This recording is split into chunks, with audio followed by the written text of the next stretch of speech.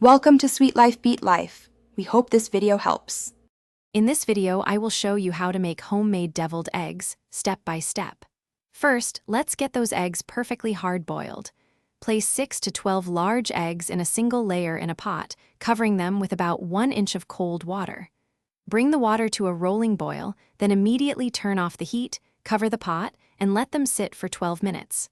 Afterward, transfer the eggs to an ice bath for 5 minutes to halt the cooking process and make them easier to peel. Now that your eggs are cool, it's time to peel them. Gently tap and roll each egg on a hard surface to crack the shell all around. Peeling them under cool running water can make the process much smoother. Once peeled, carefully slice each egg in half lengthwise.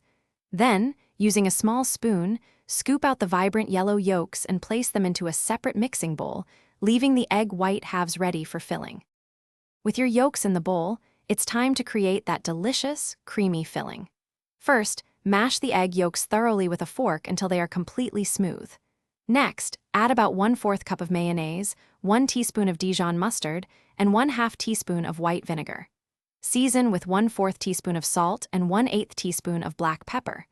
Mix all these ingredients together until the filling is light, fluffy, and perfectly combined. Finally, let's assemble these beauties. You can either spoon the creamy yolk mixture back into the egg white halves, or, for a fancier look, pipe it in using a pastry bag. Once filled, garnish your deviled eggs with a sprinkle of paprika or some fresh chopped chives for a pop of color and flavor.